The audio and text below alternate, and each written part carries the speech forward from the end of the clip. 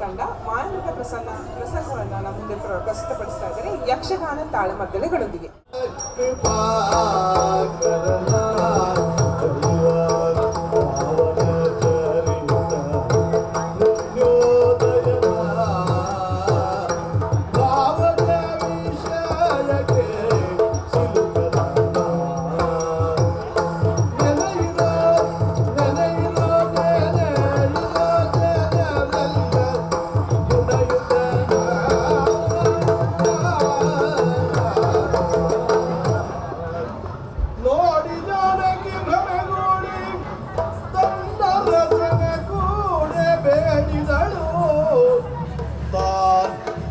ಏಕಾಂತದಿಂದ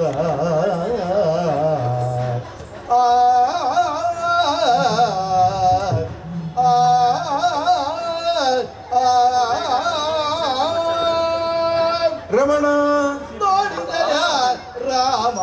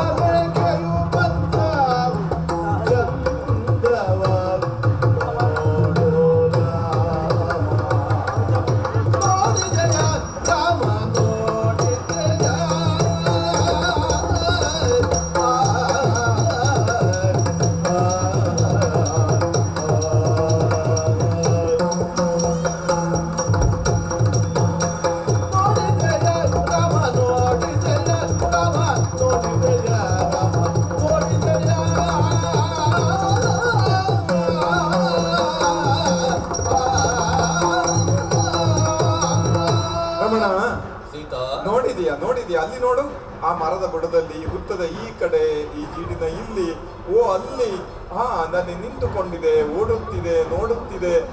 ನೋಡಿದೆಯಾ ಅಲ್ಲಿ?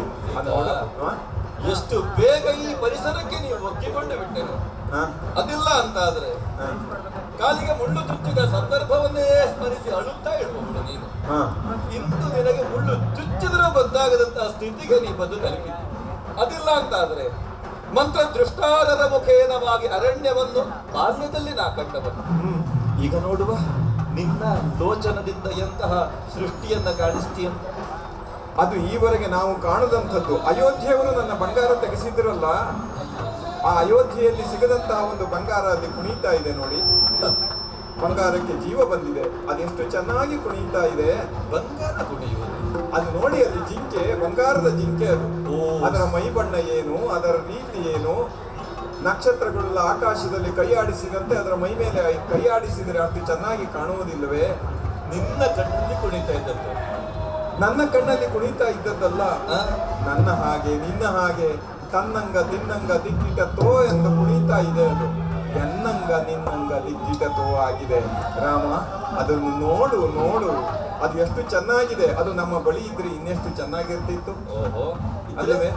ನಮ್ಮ ಬಳಿ ಇದ್ರೆ ನೀನು ಲಕ್ಷ್ಮಣನು ಬೇಕಾದ ಹಾಗೆ ಓಡಾಡಿಕೊಂಡಿರಬಹುದು, ನಾನು ಅದರ ಸಂಗಡ ಇರ್ತೇನಲ್ಲ. ಅದರ ಸೌಖ್ಯವನ್ನ ಕಂಡು ನೀವು ಹಗಲು ರಾತ್ರಿ ಅದನ್ನು ಕುಣಿಸಿಕೊಂಡು ಇದ್ದೇನು ಅಷ್ಟೇ. ಏಕೆ ಹಗಲು ರಾತ್ರಿಗಳನ್ನು ನಾನೇ ಕುಣಿಸಿಯೇನು ಅದು ನನ್ನ ಬಳಿ ಇದ್ದರೆ. ಅಷ್ಟು ಚೆನ್ನಾಗಿದೆ. ಅದನ್ನು ಬರೇ ನೋಡುವುದಕ್ಕಲ್ಲ ಹೇಳಿದ್ದು, ಅದು ನನಗೆ ಬೇಕು ಅಂತ ಹೇಳುವುದಕ್ಕಾಗಿ ನಿನ್ನನ್ನು ಕರೆದದ್ದು. ಅಷ್ಟು ಚೆನ್ನಾಗಿದೆ, ಇನ್ನೊಂದು ಸಿಗಲಿಕ್ಕಿಲ್ಲ ಈ ಲೋಕದಲ್ಲಿ. ನಾವು ಕಂಡದ್ದಲ್ಲ, ಅಪೂರ್ವವಾದದ್ದು. ಆದ್ದರಿಂದ ಅದನ್ನು ಹಿಡಿದು ತರಬೇಕು, ನನ್ನ ಬಳಿ ಇರಬೇಕು, ನಾನದನ್ನು ಆಡಿಸಬೇಕು, ಅದು ನಮ್ಮ ಸಂಗಡ ಇರಬೇಕು. ಇದು ವಾಸ್ತವ ಅಂತ ಭಾವಿಸಿದೆಯೇನು ಸೀತಾ? ಕಣ್ಣಿಗೆ ಕಾಣ್ತಾ ಇದೆ.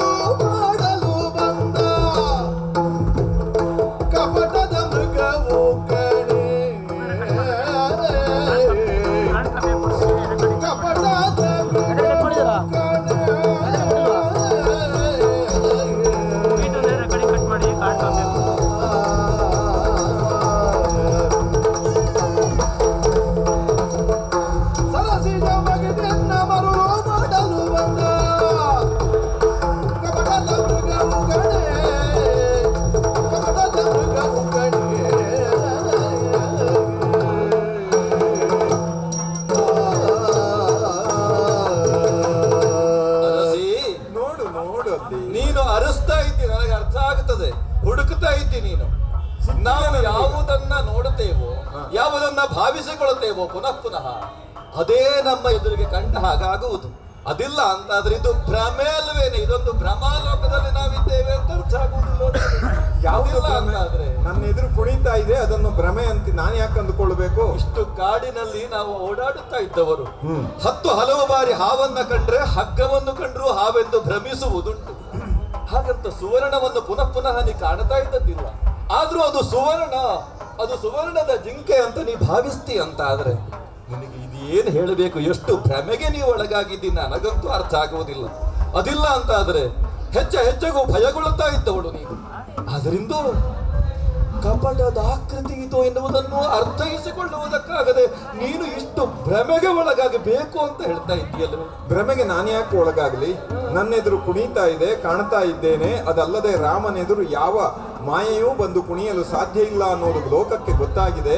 ನಿಂತ ನಿಲುವಿನಲ್ಲಿ 14,000 ರಕ್ಕಸರನ್ನು ಬಡಿದುರುಳಿಸಿದಂತಹ ಕೋದಂಡ ಪಾಣಿಯನ್ನು ಎದುರಿಸಿ ಅವನೆದುರಿನಲ್ಲಿ ಮತ್ತೊಂದು ಮಾಯೆಯನ್ನು ಕುಣಿಸುವ ಧೈರ್ಯವಾದರೂ ಯಾರಿಗೆ ಬಂದಿತ್ತು?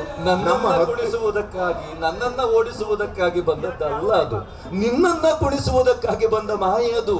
ಅದನ್ನು ಅರ್ಥೈಸಿಕೋ. ಆಗಿದ್ರೆ ನನಗಾಗಿ ನೀವೀಗ ಕುಣಿಯಲೇಬೇಕು. ಹಾಗಾಗಿ ನಾನು ಕೇಳ್ತಾ ಇದ್ದೇನೆ, ಅದು ನನಗೆ ಬೇಕು. ನಾನು ಇಷ್ಟು ದಿನ ಅದು ಬೇಕು ಇದು ಬೇಕು ಅಂತ ಕೇಳಿದವಳಲ್ಲ. ಇದೊಂದು ಬಾರಿ ಕೇಳ್ತಾ ಇದ್ರೆ ಅದನ್ನು ಕೇಳುವುದಕ್ಕೂ ಇದು ಮಾಯೆ, ಇದು ಸರಸದ ಮೃಗವಲ್ಲ ಮತ್ತೊಂದು ಅಂತ ನನ್ನ ಆಕೃತಿ ರಕ್ಕಸರ ಮಾಯಾ ಅದನ್ನು ಸಮಾಧಾನ ಮಾಡೋ ಪ್ರಯತ್ನ ಬೇಡ. ಹೋಗೋದಕ್ಕೆ ಮನ್ಸಿಲ್ಲ ಅಂತ ಹೇಳಿ ಹಾಗಲ್ಲ, ಅರ್ಥೈಸಿಕೋ. ನಾವು ಕೆಟ್ಟ ಮೇಲೆ ಬುದ್ಧಿ ಬಂತು ಅಂತ ಆಗಬಾರದಲ್ಲ.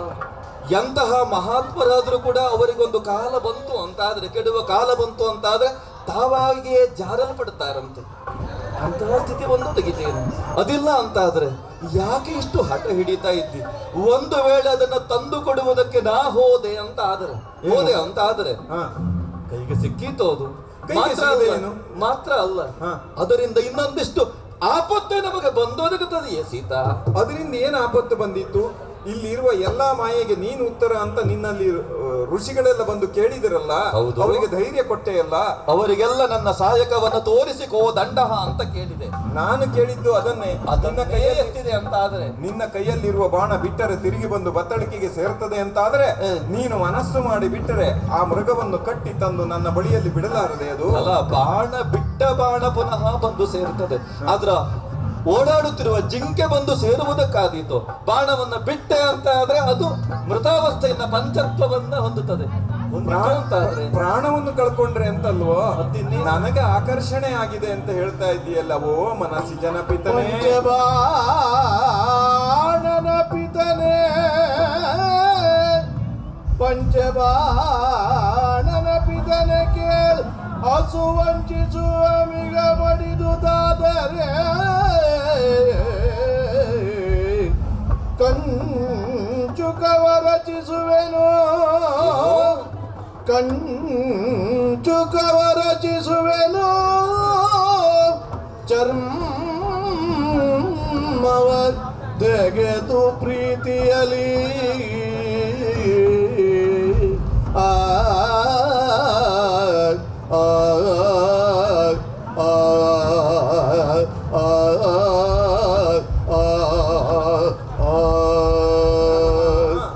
ರಮಣಿ, ಇದು ನಿನ್ನನ್ನು ವಂಚಿಸುತ್ತದೆ ಅಂತ ನೀನು ಭಾವಿಸಿದರೆ ಅದೊಮ್ಮೆ ಅದನ್ನು ಹಿಡಿದು ತರಲಿಕ್ಕಾಗದೆ ಅದನ್ನು ಬಡಿದೇ ತರಬೇಕಾದ ಸಂದರ್ಭ ಬಂದರೆ ಹಸುನಿಗಿತು ಅಂತ ಆದರೆ ಹೇಗೆ ಮನಸ್ಸು ಬರ್ತದೆ ಹೇಳಿ? ಅಷ್ಟು ಸುಂದರವಾದ ಮೃಗವನ್ನು ಬಡಿಯುವುದಕ್ಕೆ, ಅದನ್ನು ಹೊಡೆಯುವುದಕ್ಕೆ ನನಗೆ ಅರ್ಥವಾಗುವುದಿಲ್ಲ. ಆದರೂ ಅಪ್ಪಿತಪ್ಪಿ ರಾಮಬಾಣಕ್ಕೆ ತುತ್ತಾಗಿ ಅದು ಪ್ರಾಣ ಬಿಟ್ಟರೆ ಅದರ ಚರ್ಮವನ್ನು ನಾನು ಸಿಗಿದು, ನೀನು ಹೇಳಿದೆಯಲ್ಲ ಇದು ಮಾಯೆ ಅಂತ, ಅದನ್ನು ನನ್ನ ಕಂಚುಕವಾಗಿ ಮೈ ತುಂಬ ಮಾಯೆಯನ್ನು ಹೊದ್ದುಕೊಳ್ತೇನಂತೆ. ಅದು ಬೇಕೇ ಬೇಕು. ಎಷ್ಟು ಅಂದ್ರೆ ನಿನಗೆ ನಾನು ಬೇಕು ಅಂತ ಆದ್ರೆ ನನಗೆ ಅದು ಬೇಕು. ಪ್ರಾಣಕ್ಕಿಂತ ಹೆಚ್ಚಾಗಿ ಅದನ್ನು ನೀ ಪ್ರೀತಿಸ್ತಾ ಇದ್ದೀ. ಹೌದು. ಹಾಗಿದ್ರೆ ನಾನು ತಮ್ಮನನ್ನ ಕರೆಯುತ್ತೇನೆ. ಅನುಜ ಲಕ್ಷ್ಮಣ,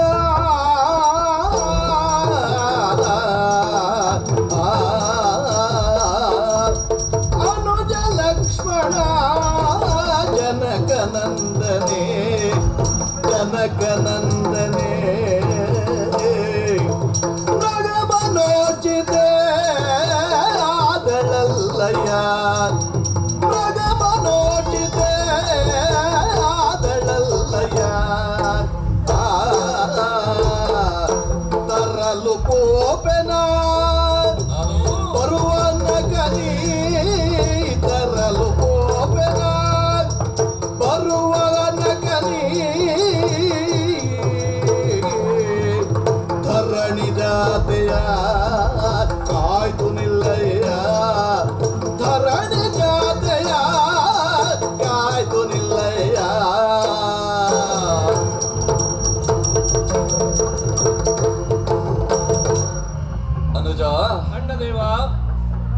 ನಿನ್ನಿಂದ ಒಂದು ಕಾರ್ಯ ಆಗಬೇಕಾಗಿ. ಯಾವುದಣ್ಣ?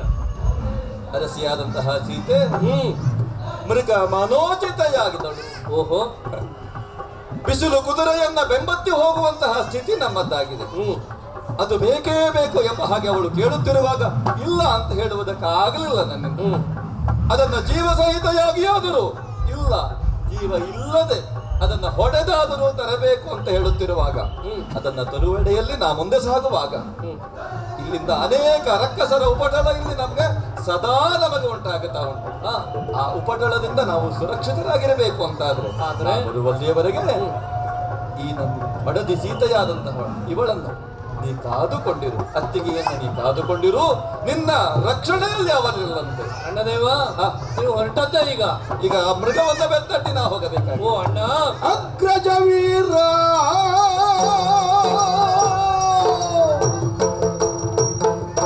ಅಗ್ರಜ ವೀರ, ಸ್ವಲ್ಪ ಕೆಲಸಕ್ಕೆ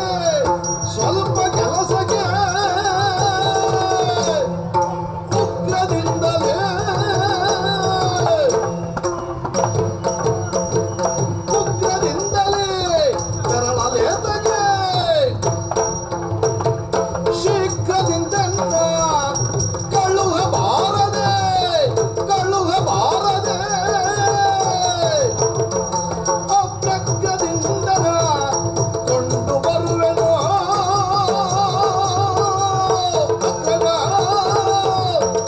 ಅಣ್ಣ, ಅಮ್ಮ, ಉಗುರಿನಲ್ಲಿ ಹೋಗುವುದಕ್ಕೆ ಕೊಡಲಿಯನ್ನು ಬಳಸಿದ ಹಾಗಾಯಿತು. ಯಾವುದು? ಅಲ್ಲದೆ ಹೋದರೆ ಕೇವಲ ಒಂದು ಮೃಗವನ್ನು ತರುವುದಕ್ಕೆ ನೀನು ಹೊರಟಿದ್ದಿ.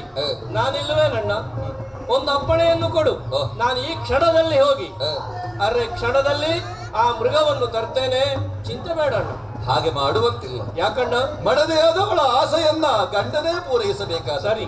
ಮಾತ್ರ ಅಲ್ಲ, ಒಂದು ವೇಳೆ ಜೀವ ಸಹಿತವಾಗಿ ಅದನ್ನು ಹಿಡಿತರುವುದಕ್ಕಾಗಲಿಲ್ಲ ಅಂತಾದ್ರೆ ಬಾಣವನ್ನ ಬಿಟ್ಟಾದರೂ ಅದರ ಚರ್ಮವನ್ನ ತಂದೆವು ಅಂತಾದ್ರೆ ಅದರಿಂದ ಕಂಚುಕವನ್ನಾಗಿ ಧರಿಸ್ತೇಳೆ ಎನ್ನುವ ಹಾಗೆ ಅವಳು ಆಡ್ತಾ ಇದ್ದಾಳೆ. ಸರಿ. ಹೆಂಡತಿಗೆ ಕಂಚುಕವನ್ನ ಧರಿಸುವ ಯಾವುದಾದರೂ ಒಂದು ಯೋಗ್ಯತೆ ಉಂಟು ಅಂತಾದ್ರೆ ಆ ಅಧಿಕಾರ ಇದು ಗಂಡರಿಗೆ ಮಾತ್ರ. ಹಾಗಾಗಿ ನಾನೇ ಹೋಗಬೇಕಾದದ್ದು. ನೀ ಕಾದುಕೊಂಡಿರು, ಹೊರಟೆ ನಾನು. ಅಪ್ಪಣೆ. ರಾಘವ ದಣಿದು ಬಾಣವ ಬಿಡಲಾಗ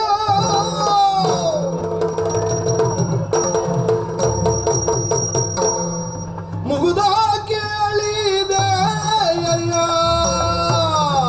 ಲಕ್ಷ್ಮಣ,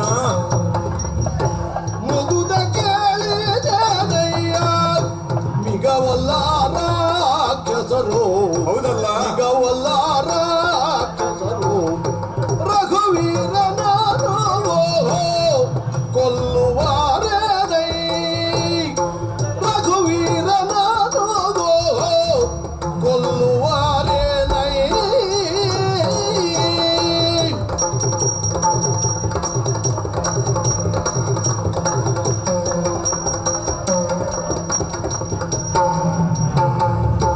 ಜಗದೇ ಕವೀರ ಕೂಗುವ ಧ್ವನಿ ಕೇಳಿತು. ಮಿಗುವರಿತು ಕಾರ್ಯ ಸಹಜ ಸೌಮಿತ್ರಿ ಹೋಗಿ ಮಾರಯ್ಯ.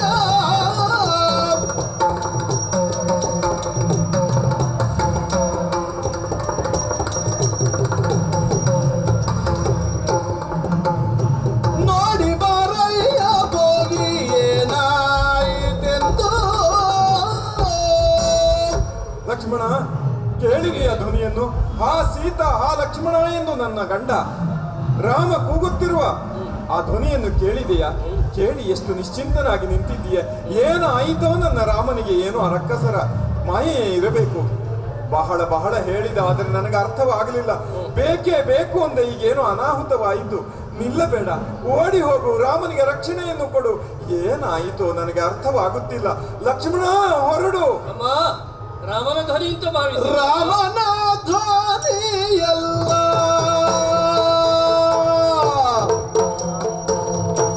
ರಾಮನ ಧ್ವನಿಯಲ್ಲ, ಜಾನಕಿ ನೀ ಕೇಳು, ಜಾನಕಿ ನೀ ಕೇಳು. ಯಾಮಿನಿ ಚರರು ಅವಸಾನ ಕಾಲದಲ್ಲಿ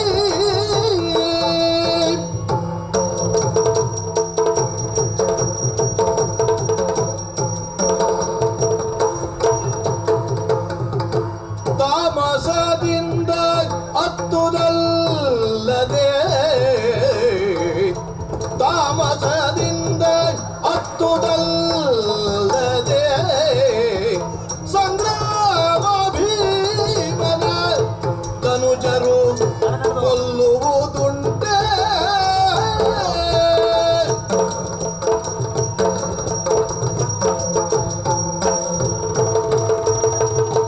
ರಾಮನ ಧ್ವನಿಯಲ್ಲ ಜಾನಕಿ ನೀ ಕೇಳೋ.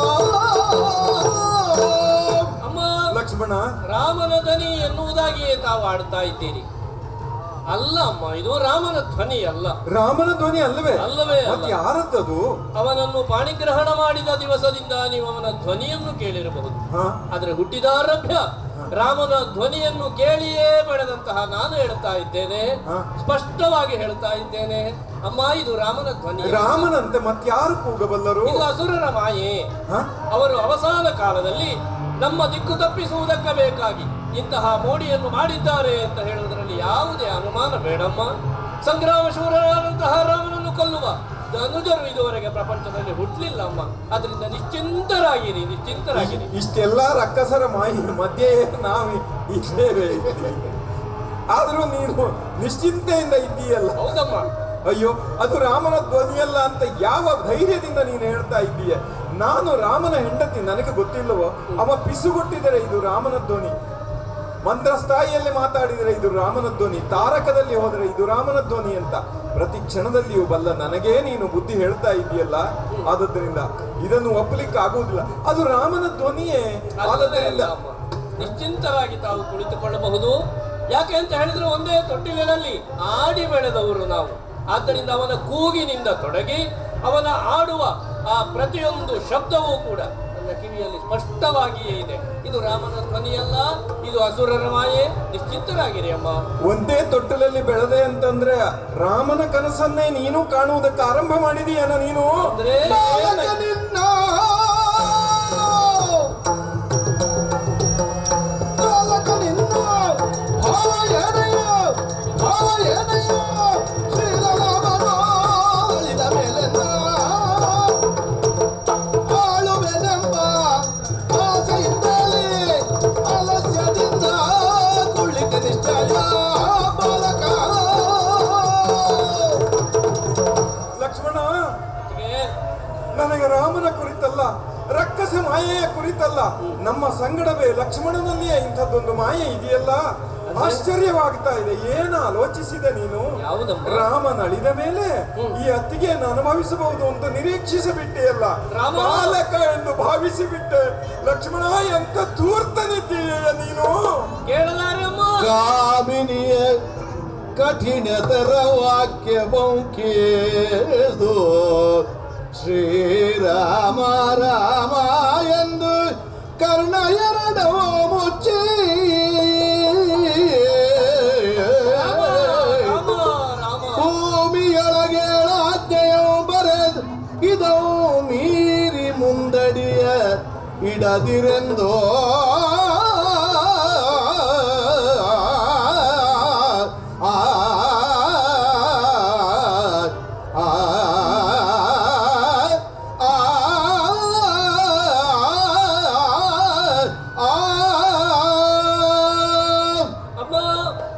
ಲಕ್ಷ್ಮಣ, ಇಂತಹ ಕರ್ಣ ಕಠೋರವಾದಂತಹ ನುಡಿಗಳನ್ನು ಆಡಿಬಿಟ್ರೆ ಅಮ್ಮ, ಇದಕ್ಕಿಂತ ನನ್ನ ಕಿವಿಗಳ ಮೇಲೆ ಕಾದ ಸೀಸವನ್ನು ಹುಯ್ಯಬಹುದಿತ್ತು ತಾವು. ಅಲ್ಲ, ರಾಮನಾಗುವ ಆಸೆಯೇ ಲಕ್ಷ್ಮಣ ಅಂತ ಕೇಳಿದ್ರಲ್ಲ ಅಮ್ಮ. ರಾಮನಾಗುವುದಕ್ಕಾಗುವುದಿಲ್ಲ ಎನ್ನುವ ಒಂದೇ ಕಾರಣದಿಂದ ರಾಮನ ಛಾಯೆಯಾಗಿ ಲಕ್ಷ್ಮಣನಾಗಿಯೇ ಪ್ರಪಂಚದಲ್ಲಿ ನನ್ನ ಗುರುತನ್ನು ಇರಿಸಿಕೊಂಡು ಹೊರಟವನು ನಾನು. ಅಮ್ಮ, ನಿಮ್ಮಲ್ಲಿ ನನ್ನ ಹೆತ್ತಪ್ಪೆಯಾದಂತಹ ಸುಮಿತ್ರಾ ದೇವಿಯನ್ನು ಕಾಣುವ ಕಣ್ಗಳಮ್ಮ. ನಿಮ್ಮ ಮುಖಾವಲೋಕನವನ್ನು ಮಾಡಿದವ ಈ ಲಕ್ಷ್ಮಣ ಅಲ್ಲ, ನಿತ್ಯವೂ ಪಾದ ವಂದನೆಯನ್ನು ಮಾಡುತ್ತಾ ಕೇವಲ ನಿಮ್ಮ ಪಾದದ ನೂಪುರದ ಪರಿಚಯವನ್ನು ಮಾತ್ರ ಹೊಂದಿದ ಈ ಲಕ್ಷ್ಮಣನಿಗೆ ಇಂತಹ ಮಾತುಗಳಿಂದ ಬಿಡಿ. ನನ್ನ ಯೋಗಕ್ಕೆ ನಿಮ್ಮನ್ನು ದೂರಿ ಪ್ರಯೋಜನ ಇಲ್ಲ. ಏನೀಗ ರಾಮನ ಧ್ವನಿ ಅಂತ ನೀವು ಭಾವಿಸಿದಂತಿದೆ. ಅದಕ್ಕೆ ಉತ್ತರ ನನ್ನ ಮುಖಾಂತರವಾಗಿ ನೀವು ನಿರೀಕ್ಷೆ ಮಾಡುತ್ತೀರಿ ಅಂತಾದರೆ ತಡ ಮಾಡುವುದಲ್ಲ, ಈಗಲೇ ಹೊರಟೆ ಅಮ್ಮ. ಆದರೆ ತಾವು ಈ ಆಶ್ರಮದ ಪರಿಸರದಲ್ಲಿ ಸುರಕ್ಷಿತರಾಗಿ ಇರಬೇಕು ಎನ್ನುವ ಕಾರಣದಿಂದ ರಾಮ ನನ್ನನ್ನು ನಿಯೋಜಿಸಿದ. 7 ಗೆರೆಗಳನ್ನು ಇಲ್ಲಿ ಬರೆದಿದ್ದೇನೆ ತಾಯೇ. ಸೂರ್ಯ ಚಂದ್ರ ಭೂಮಿಯರನ್ನು ಸಾಕ್ಷಿಯಾಗಿ ಇರಿಸಿಕೊಂಡು ಬರೆದಂತಹ ಈ ಗೆರೆಗಳನ್ನು ದಾಟಿ ಯಾವ ಕಾರಣಕ್ಕೂ ಯಾವ ಕಾಲಕ್ಕೂ ಮುಂದೆ ಬರಬೇಡಿ. ನಿಮಗೆ ಇದುವೇ ರಕ್ಷಣೆಯನ್ನು ಒದಗಿಸ್ತದೆ. ಆದಷ್ಟು ಶೀಘ್ರವಾಗಿ ಬರ್ತೇನೆ ತಾಯಿ. ನೀನು ಮೊದಲು ಹೇಳು. ಆದೀತಮ್ಮ ಆದೀತು. ಕಾವ್ಯವಸನವು ಕೈಯ ಜಪಸರ ಕೋವಿದಂಡ ಕಮಂಡಲುಗಳು ರಾವಣನು ಸನ್ಯಾಸಿ ವೇಷವ ತಾಳಿ ಬಂದ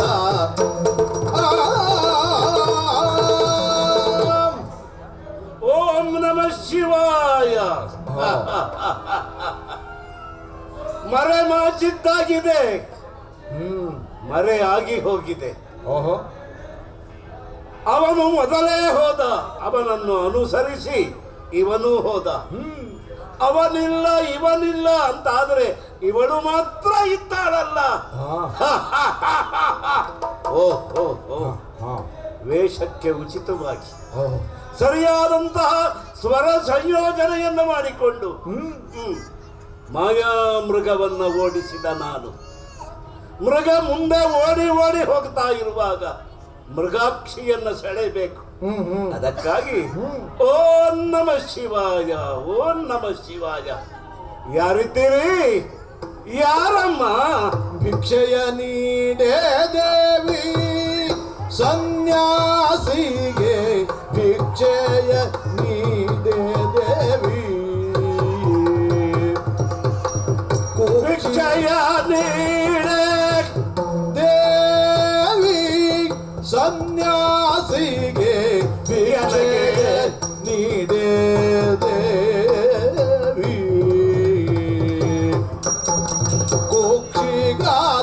ಕುಕ್ಷಿಗಾಧಾರವಿಲ್ಲದ ದೇಶ ದೇಶ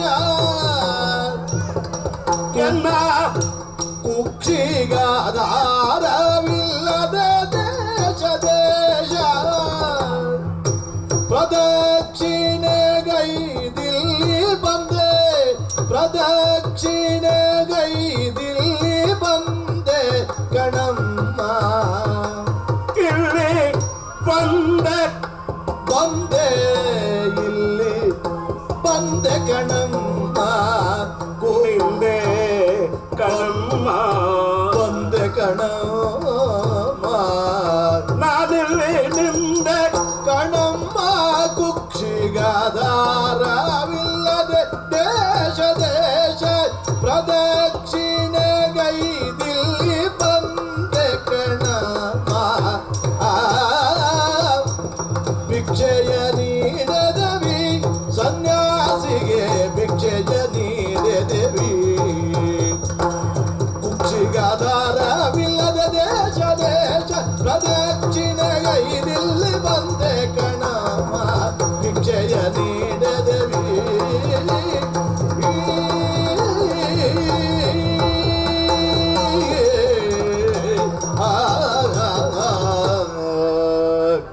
ಯಾರಿದ್ದೀರಿ?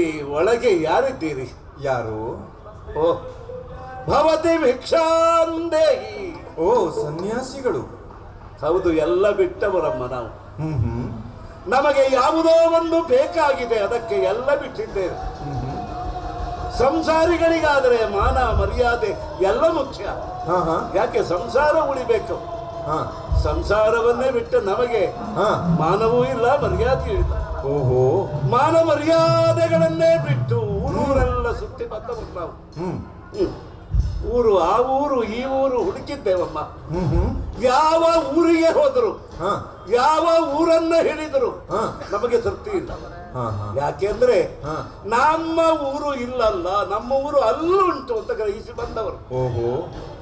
ಅಮ್ಮ, ಹಾ ನೀವು ಯಾರು ಅಂತ ಗೊತ್ತಿಲ್ಲ. ಹಾ ನೀವು ಯಾರೂ ಆಗಿ ತೊಂದರೆ ಇಲ್ಲ ನಮಗೆ. ಹಾ ಹಾ ನಮಗೇನು ತೊಂದರೆ ಇಲ್ಲ. ಹಾ ಹಸಿದು ಬಂದವರಿಗೆ ಉಣಬಡಿಸುವ ತಾಯ್ತನ ಉಂಟಲ್ಲ, ಅಷ್ಟಿದ್ರು ಸಾಕು. ಓಹೋ. ಅಲ್ಲ, ಮಕ್ಕಳಿದ್ದೇ ತಾಯಿ ಆಗಬೇಕು ಅಂತಿಲ್ಲ. ಹಾ ಮಕ್ಕಳನ್ನ ಭಾವಿಸಿದರೆ ಸಾಕು, ಹಾ ಹೊಟ್ಟೆ ತುಂಬುವಷ್ಟು ಉಣಬಡಿಸಿದ್ರೆ ಸಾಕು. ಅಂತಹ ತಾಯ್ತನ ಇದೆ ಅಂತ ಕೇಳಿತ್ತು. ಮೂರು ಲೋಕವನ್ನೆಲ್ಲ ಸುತ್ತಿದ್ದೇವೆ ನಾವು. ಹಾ ಎಲ್ಲಿ ಹೋದ್ರು ಆ ಲೋಕ ನಮ್ಮದೇ. ಹಾ ಹಾ ಹಾ ನೋಡುವಾಗ ಹಾ ಆ ಲೋಕ ಹಾ. ನಮ್ಮನ್ನ ಕರಿತಾ ಇರ್ತದೆ. ಓಹೋ. ಆ ಲೋಕಕ್ಕೆ ನಾವು ಹೋದ ಮೇಲೆ ಅದು ನಮ್ಮ ಲೋಕ. ಓಹೋ. ಅಂದ್ರೆ ಆ ಲೋಕವನ್ನೇ ಬಯಸಿದ ನಮಗೆ ಎಲ್ಲವೂ ನಮ್ಮ ಲೋಕವೇ. ಹಾ ಹಾ ಆ ನಮ್ಮ ಲೋಕದಲ್ಲಿ ಅಪರೂಪಕ್ಕೆ ನೀವು ಹೀಗಿದ್ದೀರಿ ಅಂತ ಗೊತ್ತಿಲ್ಲ. ನೋಡುವಾಗಲೇ ಗೊತ್ತಾಯ್ತು. ಹಾ ಹಾ ನೀವು ಬೇರೆ ಅಲ್ಲವೇ ಅಲ್ಲ, ನೀವು ನಮ್ಮವರೇ. ಹಾ ನೀವು ನಮ್ಮವರೇ. ಹಾ ಹಾ ಹಸಿವು ಹೇಳ್ತಾ ಇದೆ, ಹಾ ಹಾ ಹೊಟ್ಟೆಯೊಳಗಿನ ಹಸಿವು ಹೇಳ್ತಾ ಇದೆ. ಓಹ್, ಎದುರುಗಡೆ ಇರುವವರು ನಮ್ಮವರು. ಹೊಟ್ಟೆ ಪಾಡು ಇನ್ನೇನಿಲ್ಲ. ಹಾ ಹಾ ಇದೆಲ್ಲ ಹೊಟ್ಟೆ ಪಾಡು. ನೀವು ಇಲ್ಲಿಗೆ ಬಂದದ್ದು ಹೊಟ್ಟೆ ಪಾಡು, ನಾವು ಇಲ್ಲಿಗೆ ಬಂದದ್ದು ಹೊಟ್ಟೆ ಪಾಡು. ಹೊಟ್ಟೆಗೆ ಈ ಪಾಡು ಮುಗಿದ್ರೆ ಹಾ ಮತ್ತೆ ಪಾಡೇ ಹೊಟ್ಟೆ ಆಗುತ್ತದೆ. ಹಾ ಹಾ ದಯಮಾಡಿ ಭಿಕ್ಷೆ ನೀಡ್ತೀರಾ? ಸನ್ಯಾಸಿಗಳೇ, ಭಿಕ್ಷೆ ಹಸಿವೆ ಎಂಬ ಶಬ್ದವನ್ನು ಕೇಳಿದಾಗ ಯಾವ ಹೆಣ್ಣು ತಾಯಿ ಆಗುತ್ತದೆ. ಬಂದದ್ದು ಲೇಸ ಆಯಿತು. ಲೇಸಾಯಿತೈ ಸನ್ಯಾಸಿಯನೇ ಚರಣಕ್ಕೆ, ಲೇಸಾಯಿತಯ್ಯ ಸನ್ಯಾಸಿಯ ನಿಮ್ಮ ಚರಣಕ್ಕೆ, ಸಾಸಿರ ಶರಣೆಂಬೆ ನಾನು, ಸಾಸಿರ ಶರಣೆಂಬೆ, ಸಾಸಿರ ಶರಣೆಂಬೆ ನಾನು, ಬೇಸರಟ್ಟಿತು ನಿಮ್ಮ ಪಾದ ದರ್ಶನದಿಂದ, ಬೇಸರಟ್ಟಿತು ನಿಮ್ಮ ಪಾದ ದರ್ಶನದಿಂದ, ಸಂತೋಷವಾಯಿತು ಎನ್ನ ಮನಕ್ಕೆ. ಸ್ವಾಮಿ, ಸನ್ಯಾಸಿಗಳೇ, ನಿಮ್ಗೆ ಹಸಿದಾದದ್ದು ಒಳ್ಳೇದಾಯ್ತು. ಯಾಕೆಂದ್ರೆ ನಾನು ಒಬ್ಬಳೇ ತುಂಬಾ ಆತಂಕದಲ್ಲಿದ್ದೆ. ಯಾರಾದರೂ ಒಬ್ರು ಮಾತಾಡುವುದಕ್ಕೆ ಸಿಕ್ಕರೆ, ಯಾರಾದರೂ ನನಗೊಂದು ಸಮಾಧಾನದ ಎರಡು ಮಾತು ಹೇಳಿದ್ರೆ ಅಂತ ಕಾಯ್ತಾ ಇದ್ದೆ. ನಾನು ಅವನಿಲ್ಲಲ್ಲ ಅಂತ. ಅವನು ಹೋದ, ಆದರೆ ಅವನಿಜೆಯಾದ ನಾನಿದ್ದೇನೆ. ಒಳ್ಳೇದಾಯ್ತು. ಹಾಗಾಗಿ ನೀವು ಮಾತಿಗೆ ಸಿಕ್ಕಿದ್ರಿ ಅಂತಾಯ್ತು. ಹಾ, ನಮಗೆ ಮಾತಿಗೆ ಸಿಕ್ಕುವವರು ಬೇಕು. ನನ್ನ ಮಾತಿಗೆ ಸಿಕ್ಕೇ ನನ್ನ ಗಂಡ ಹೋದ, ಹುಡುಕಿಕೊಂಡು ಹೋದ. ಹೋದ ನಾವ? ಹೌದು. ಅಷ್ಟೇ ಅಲ್ಲ, ಅದು ಬಂಗಾರದ ಜಿಂಕೆಯನ್ನು ನನ್ನ ಎದುರು ಕುಣಿದು ನನ್ನ ಕಣ್ಣು ಕಟ್ಟಿತು. ಅದು ಬೇಕೇ ಬೇಕೆಂದು ಹಠ ಮಾಡಿದಾಗ ನನ್ನ ಗಂಡ ಅದನ್ನು ತರುತ್ತೇನೆ ಅಂತ ಹೋದ. ಅಮ್ಮ, ಬಂಗಾರ ಇರುವುದು ಜಿಂಕೆಯಲ್ಲ ಅಲ್ಲ, ಹ, ಅದು ನಿಮ್ಮ ಕಣ್ಣಲ್ಲಿ. ಅದು ನಿಮ್ಮ ಕಣ್ಣು ಬಂಗಾರ. ಹ, ಕಣ್ಣೇ ಬಂಗಾರ ಆದರೆ ಕಣ್ಣನ್ನ ಪಡೆದ ನೀವು ಬಂಗಾರ. ನಿಮಗೆ ನಿಜವಾಗಿ ಬೇಕಾದದ್ದು ಬಂಗಾರ. ನಮ್ಮ ಹತ್ರ ಇರುವುದು ಬಂಗಾರವೇ. ಸ್ವಾಮಿ, ನಮಗದು ಗೊತ್ತಿಲ್ಲ. ಆದರೆ ಅದು ನೋಡಿದರೆ ಬಂಗಾರಕ್ಕೆ ಜೀವಂತ ಬರುವುದಿದೆಯಲ್ಲ, ಜೀವ ಬರುವುದಿದೆಯಲ್ಲ, ಅದು ಎಂಥ ಆಕರ್ಷಣೆ, ಅದೆಷ್ಟು ಚಂದ. ಅದಕ್ಕೆ ಮರುಳಾದೆ, ಬೇಕೇ ಬೇಕೆಂದು ಹಠ ಮಾಡಿದೆ. ನಮ್ಮ ಸಾಧನೆ ಅದೇ ಅಮ್ಮ. ನಿರ್ಜೀವವಾಗಿ ಕಾಣುವಂತಹ ಬಂಗಾರಕ್ಕೆ ಬದುಕನ್ನ ಕೊಟ್ಟವರು ನಾವು. ಸಿದ್ಧ ಪುರುಷರು ಅಂದ್ರೆ ಹಾಗೆ. ನಮ್ಮ ಸಿದ್ಧಿ ಅದು. ದೊಡ್ಡ ಕಾಡಿನಿಂದ ಓಡಿ ಬಂದು ಕುಣಿಯಿತು ಅಂತ ಹೇಳಿದೆ, ಇರ್ಲಿಕ್ಕಿಲ್ಲ. ಯಾವ ಬಂಗಾರದ ಊರಿನವರು ಬಿಟ್ಟರೋ ಆ ಜಿಂಕೆಯನ್ನು ನನಗೆ ಗೊತ್ತಿಲ್ಲ. 4 ತಲೆಯ ಬ್ರಹ್ಮನಿಗೆ ಅದು ಸಾಧ್ಯ ಇಲ್ಲ, ಅದಕ್ಕೊಂದು 10 ತಲೆ ಬೇಕು ಅದನ್ನು ನಿರ್ಮಿಸುವಾಗ ಅಂತ ನಾನು ಅಂದುಕೊಂಡೆ. ಸ್ವಾಮಿ, ಈಗ ನೀವು ಬಂದಿರಲ್ಲ, ಈ ವನದ ನೆಲವನ್ನು 10 ತಲೆ ಅಂತದೊಂದು ಸೃಷ್ಟಿಯಾಗಿದೆ. ಸ್ವಾಮಿ, ನಮ್ಮದೇ ಸೃಷ್ಟಿ ಅದು. ನೀವು ಪ್ರಪಂಚವನ್ನೆಲ್ಲ ತಿಳಿದವರು, ಸೃಷ್ಟಿ ಸ್ಥಿತಿ ಲಯಗಳನ್ನು ತಿಳಿದವರಾದ್ರೆ ನನಗೊಂದು ಮಾತು ಹೇಳ್ತೀರಾ? ನನ್ನ ಗಂಡ ಸುರಕ್ಷಿತವಾಗಿ ಬರ್ತಾನೆಯೇ? ನಿಜವಾಗಿ ಸುರಕ್ಷಿತವಾಗಿ ಇರ್ತಾನ, ಏನು ಯೋಚನೆ ಇಲ್ಲ. ಮತ್ತೆ ನಾವು ಇಲ್ಲಿದ್ದ ಮೇಲೆ ಅವನ ಸುರಕ್ಷತೆಯ ಬಗ್ಗೆ ಯಾರೂ ಯೋಚನೆ ಮಾಡುವ ಅಗತ್ಯವಿಲ್ಲ. ಹೌದು. ಹಾಗೆಯೇ ಮಾತಾಡ್ತಾ ಅವನು ಬರುವವರೆಗೆ ನೀವು ಇಲ್ಲಿಯೇ ಇರಿ. ನಾನು ಅವನು ಹಸಿವೆ ತಾಳ ಆಗ್ತಾ ಇತ್ತು, ಬಳಲಿದ್ದೇವೆ. ಹಾಗಂತ ನಮಗೆ ಹಸಿವೆ ತೃಷೆಗಳ ಬಾಧೆ ಇಲ್ಲ. ನಾವು ಆಲೋಚನೆ ಮಾಡಿದ್ರೆ ಅದೇ ಬಾಧೆ. ಅದು ಸಂಸಾರ ನಮಗೆ ಬಾಧಿಸುವುದಿಲ್ಲ. ನಾವು ಆಲೋಚನೆ ಮಾಡಿದ್ರೆ ಅದೇ ಬಾಧೆ.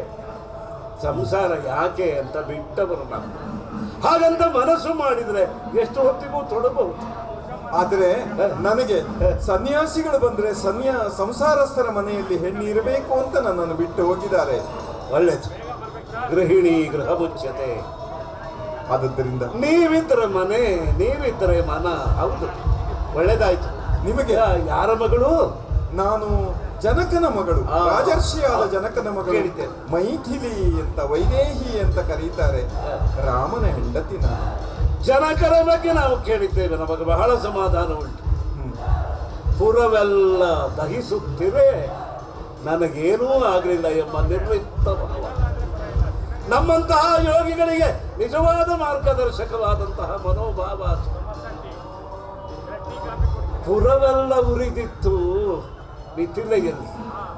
ನಮ್ಮ ಈ ನವದ್ವಾರಗಳಿಂದ ಕೂಡಿದ ಈ ಪುರ ಎಲ್ಲ ಉರಿತಾ ಇದೆ ಅಮ್ಮ. ನನ್ನ ಅಪ್ಪನ ಮನೆ ಸುದ್ದಿ ಹೇಳ್ತಾ ಇದ್ದೀರಲ್ಲ, ಇನ್ನಷ್ಟು ಹೇಳಿ ಅಷ್ಟರೊಳಗೆ ರಾಮ ಬರ್ತಾನೆ. ಬಂದನ ಈಗ ಬರೋದಿಲ್ಲ. ಹ. ಯಾಕೆ ಅಂದ್ರೆ ನಿಮ್ಮ ಕಣ್ಣು ಬಂಗಾರದ ಜಿಂಕೆಯನ್ನ, ಮಾಯಾಮೃಗವನ್ನ ಬಯಸಿತ್ತು. ಕಣ್ಣಿಟ್ಟು ಅದನ್ನ ತರುವುದಕ್ಕೆ ಗಂಡ ಹೋಗಿದ್ದಾನೆ. ಇಷ್ಟು ಬೇಗ ಬರಲಿಕ್ಕಿಲ್ಲ, ಆದ್ರೆ ನಮ್ಮ ಹಸಿವೆ ನಿಲ್ಲುವುದಿಲ್ಲಲ್ಲ ಸ್ವಾಮಿ. ಹಸಿವೆಗೆ ಆಹಾರವನ್ನು ನೀಡಬಹುದು. ಮಾಸೋಪವಾಸಿಗಳು, ನಿತ್ಯೋಪವಾಸಿಗಳು, ವರ್ಷೋಪವಾಸಿಗಳ ಕುರಿತು ಕೇಳಿದ್ದೇವೆ. ಎಷ್ಟು ದಿನದ ಉಪವಾಸ ಮಾಡಿದ್ದೀರೋ ನನಗೆ ಗೊತ್ತಿಲ್ಲ. ಇನ್ನಷ್ಟು ಹೊತ್ತು ಉಪವಾಸ ಮಾಡಿದರೆ ಏನು ಕಳೆದು ಹೋಗುವುದಿಲ್ಲ. ಸಾಧ್ಯ ಇಲ್ಲ. ನಿಮ್ಮನ್ನು ನೋಡಿದ ಮೇಲೆ ಕ್ಷಣ ಮಾತ್ರ ಉಪವಾಸ ಮಾಡ್ಲಿಕ್ಕೆ ಸಾಧ್ಯ ಇಲ್ಲ.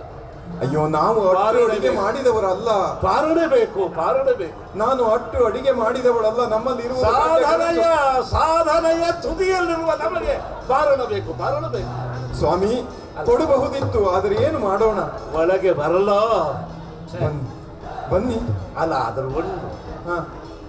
ಒಂದೊಂದೇ ಹೆಜ್ಜೆಯನ್ನ ಇಡಿಸಿ ಹ. ಸಪ್ತಪದಿ ಎಂಬ ನಿಸರ್ಗ ಸಹಜವಾದ ಆಜ್ಞೆಯನ್ನ ಬರೆದ ಮೇಲೆ ಹ. ಇಲ್ಲ, ನಾವು ಈ ಸಂಸಾರದ ರೇಖೆಯ ಒಳಗೆ ಬರುವವರಲ್ಲ ನಾವು. ಆದರೆ ನನಗೆ ಆ ಗೆರೆಯೇ, ಸಪ್ತಪದಿಯ ಗೆರೆಯೇ ನನಗೆ ಧರ್ಮ ಅಲ್ವೇ? ಅದನ್ನು ತಿರುಗಿ ತುಳಿಲಿಕ್ಕೆ ಬರೋದಿಲ್ಲಲ್ಲ. ಸರಿಯಾಗಿದೆ ಅಮ್ಮ, ತುಳಿಬಾರದು. ಬರೆದಂತಹ ಯಾವ ರೇಖೆಯನ್ನು ತುಳಿಬಾರದು. ಆದರೆ ಒಂದೊಂದೇ ರೇಖೆಯನ್ನು ದಾಟಬಹುದು. ಅದನ್ನು ದಾಟಬಾರದು ಅಂತ ಲಕ್ಷ್ಮಣ ಹೇಳಿ ಹೋಗಿದ್ದಾನೆ. ಅವ ಹೇಳಿ, ಅವ ಅಪ್ರಬುದ್ಧ. ರಾಮನಷ್ಟು ಪ್ರಬುದ್ಧ ಅಲ್ಲವ, ಅವ ಅಪ್ರಬುದ್ಧ. ಹಾಗಂತ ನಿಂದೆ ಅಲ್ಲ, ನಮಗನಿಸುವುದು ಹಾಗೆ ಪರಮಾರ್ಥದಲ್ಲಿ. ಈಗ ರೇಖೆಯನ್ನ ಒಬ್ಬ ಹೆಜ್ಜೆಯ ಗುರುತನ್ನ ಇರಿಸಿದ ಮೇಲೆ ಅದಕ್ಕೊಂದು ಆಜ್ಞೆ ಅಂತ ರೇಖೆ ಬರೀತಾನೆ ಅಂದ್ರೆ ಅವ ಅಪ್ರಬುದ್ಧ ಹೌದಾ ಅಲ್ವಾ ಸ್ವಾಮಿ? ಹೇಳಿ. ಆದ್ರಿಂದ ಅಮ್ಮ, ನೀವು ದಾಟಬಹುದು, ಏನೂ ತೊಂದರೆ ಇಲ್ಲ. ಮೆಲ್ಲಗೆ ಒಂದೊಂದೇ ಹೆಜ್ಜೆ ಅಯ್ಯೋ, ನನ್ನ ಗಂಡ ಬರ್ತಾನಲ್ಲ. ಬರ್ತಾರೆ. ಪ್ರಕಾರದಲ್ಲಿ ಅದು ಅದು ಕಳ್ಳ ಕಪಟ ನೀವು ನುಡಿದು